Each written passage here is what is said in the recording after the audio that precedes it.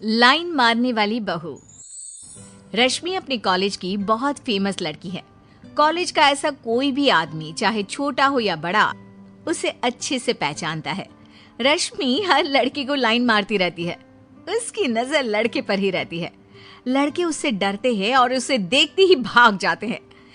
इस सब के कारण उसकी शादी भी नहीं हो रही होती है। एक रोज कमल दुखी होकर रश्मि से कहती है, अब तो ये सब छोड़ दे मेरी माँ। अब क्या जिंदगी भर यहीं बैठी रहेगी? मेरे कलेजे पर सांप लौटते हैं जब कोई कहता है कि तेरी बेटी लाइन बाज है। मम्मा, अब क्या मैं अपनी जिंदगी भी नहीं जीऊं? मैं इतनी खूबसूरत हूँ कि लड़के मेरी तरफ आकर खुद रुक जाते हैं। इसमें मेरी क्या गलती है? मैं इतनी सुंदर हूँ, मैं क्या करूँ? अरे भाग्य फूटे हैं मेरे। लगता है तेरी शादी देखे बिना ही मर जाऊंगी मैं। इधर कमला रश्मि को लेकर परेशान रहती है। उधर पूनम गट्टू के मोटापे के कारण परेशान रहती है। उसके मोटापे के कारण सारी लड़कियां उसे रिजेक्ट कर देती है। मेरा गट्टू कब दूल्हा बनेगा? उसके सर सहरा कब बंधेगा? राम जी, मुझे इसी दिन का इंतजार कब से है। एक प्यारी सी बहू दे दे जिसके आने से मेरे घर में रोशनी छा जाए।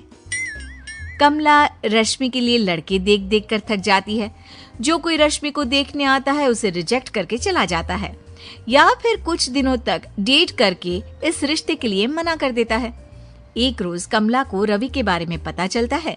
तब वो राकेश से कहती है, गट्टू को अपनी रश्मि के लिए फाइनल कर देते हैं। मोटा है तो क्या हुआ, शादी तो हो जाएगी। वैसे भी रश्मि से कोई शादी नहीं करेगा। आप ना आज ही गट्टू के घर वालों से बात कीजिए। राकेश और कमला गट्टू के यहाँ उसका रिश्ता लेकर जाते हैं और पूनम रश्मि की फोटो देखकर खुश हो जाती है और उसके बारे में बिना कुछ पता लगाए ही शादी के लिए हाँ कर देती है। गट्टू और रश्मि की शादी तय हो जाती है। जल्द ही शादी का दिन आ जाता है।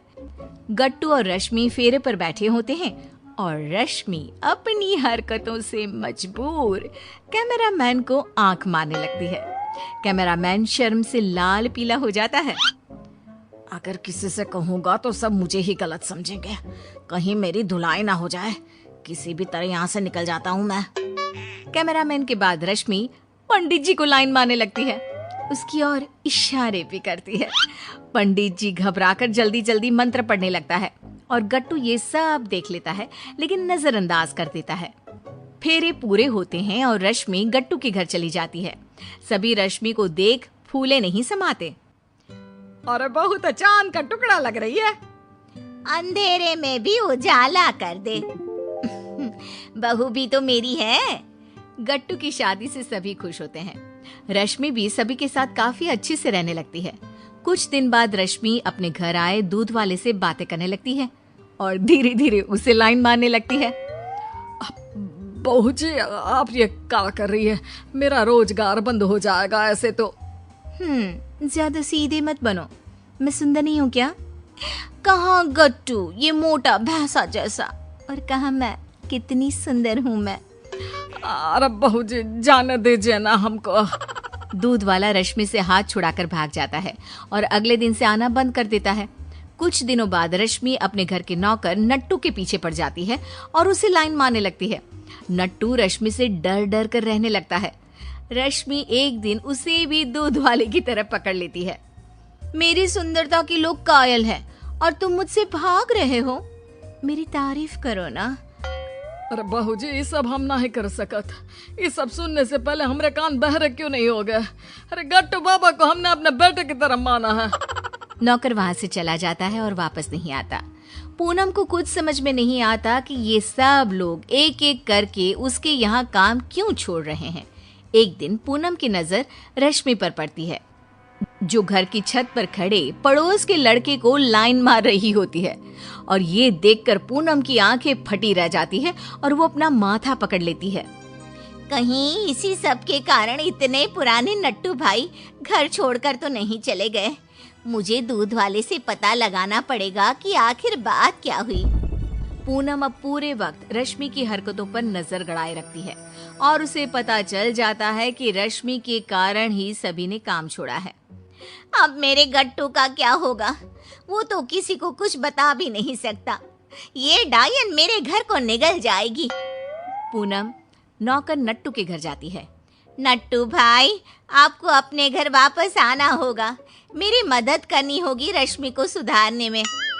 मालकिन, हमको लगा कि आप भी हम काहे गलत समझेंगी, इसीलिए हम चुपचाप चले आए।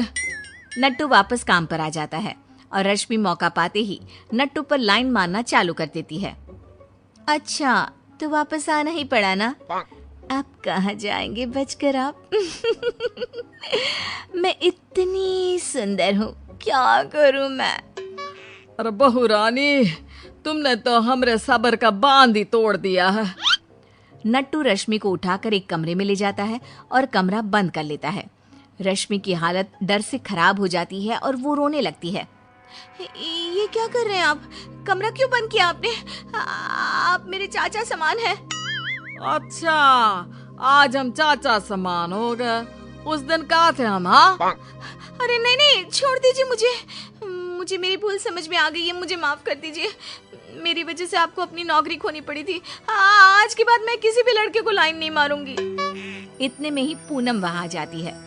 बहू, तुमने मेरी नाक कटवाने में कोई कसर नहीं छोड़ी। मुझे पता होता तो मैं तुम्हें इस घर में बहू बनाकर कभी नहीं लाती।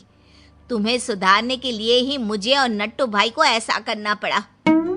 रश्मि रो रो कर पूनम के पैरों पर गिरकर माफी मांगने लगती है।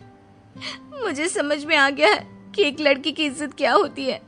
मुझे माफ कर दीजिए मम्मी जी और नट्टू काका। देर आए दुरुस्त आए। तुझे अकल आ गई वही काफी है। मेरे बेटे का घर बच गया, मुझे और कुछ नहीं चाहिए।